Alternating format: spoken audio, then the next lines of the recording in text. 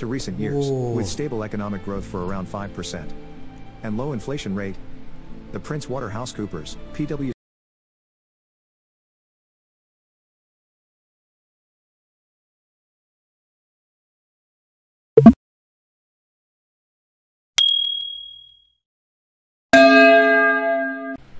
Yo, Assalamualaikum warahmatullahi wabarakatuh dan salam sejahtera. Oke, bersama dengan saya lagi, Mas Lan Mula dalam reaction channel KonjO Junior.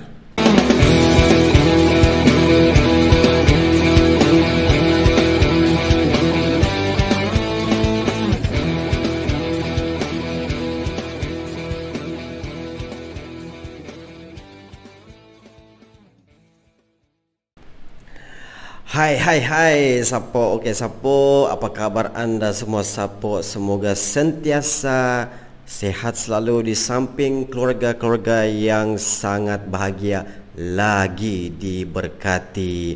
Oke, Sapo, hari ini kita akan react satu lagi video hasil kiriman daripada channel Agustian Smart. Oke, pertama sekali saya ingin mengucapkan ribuan terima kasih kepada Agustian Smart karena telah memberi video. Saya tidak tahu, Sapo, video apa yang dibagi. Apapun, tanpa lengahkan masa, jom kita react video Agustian Smart.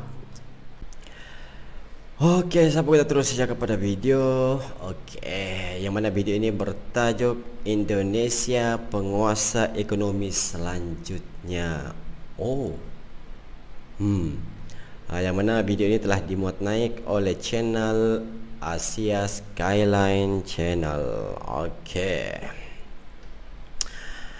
Sapo, tanpa buang masa, jom kita lihat videonya.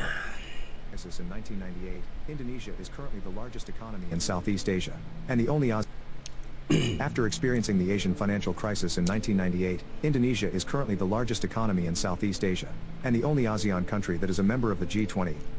Due to its abundant and diverse natural resources, a youth-dominated population, and political and macroeconomic stability. Today, Indonesia is the world's 4th most populous nation and 7th largest economy in terms of purchasing power parity, and 15th largest in terms of GDP nominal. Furthermore, Indonesia has made enormous gains in poverty reduction, cutting the poverty rate by more than half since 1999 to recent years, with stable economic growth for around 5%, and low inflation rate. The PricewaterhouseCoopers, PwC, projected Indonesia as the 4th global economy superpower by 2050 after China, India, and USA. With its economy impacted by the pandemic, Indonesia went from upper middle income to lower middle income status as of July 2021. Sadly, the pandemic also partially reversed recent progress in poverty reduction, from the record low of 9.2% in September 2019 to 9.7% as of September 2021. As economy is now recovering, supported by growing commodity exports and accommodative fiscal policy to weather the pandemic. As the result, Indonesia returns as upper middle income by $4,690 per capita as of March 2022, and slightly higher compared to the situation before the pandemic. To achieve the goal of economic success, the Indonesian government is now focusing on 3 big steps economy priority programs. The first stage, Indonesia builds infrastructure to strengthen competitiveness by lowering logistics and transportation costs. And then, the second stage is to develop a state-owned raw material-based processing industry. Following that, Indonesia will focus on developing service industry.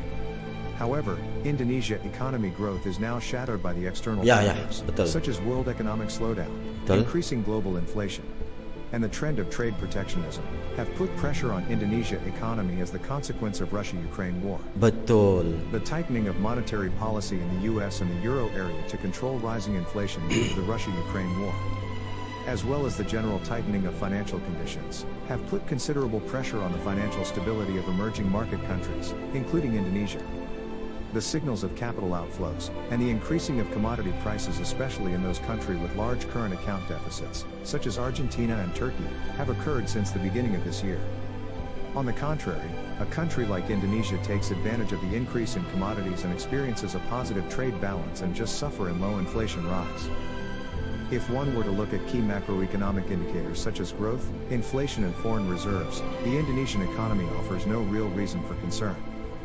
As of Q1 2022, the economy grew around 5%, inflation is around 4.7%, deficit is under 3%, and the trade balance is positive. Compared to the 1998 Asian financial crisis, the 2008 global financial crisis, the 2013 taper tantrum, and the recent emerging market crisis, the Indonesian economy exhibits relatively stable growth. In addition, Indonesia's external debt level is also relatively low, around 40% of GDP, compared to 116% during the 1998 Asian financial crisis. Following that, the interesting fact about Indonesian debt is the fact that their debt is actually national bonds denominated in local currencies. Betul. The question then is how strong Indonesia's economic fundamentals actually are? And can the Indonesian economy continue to grow and become the next economic giant? Amin, inshallah. Worsening global economic conditions?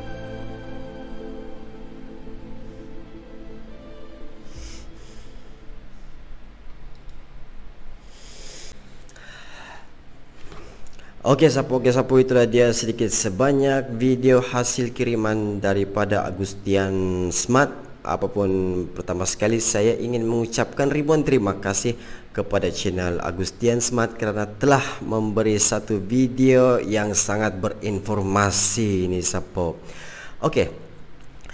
Video yang beliau kirimkan adalah berkenaan tentang situasi ataupun jangkaan ekonomi Indonesia pada masa akan datang. Seperti mana jangkaan ramalan sebelumnya adalah pada tahun 2050 dijangka Indonesia menjadi negara yang keempat terbesar dalam ekonomi yang sangat tinggi. Itu sapu jangkaan. Akan tetapi disebabkan oleh pandemik dan juga perang sekarang ni Ukraine dengan Rusia menyebabkan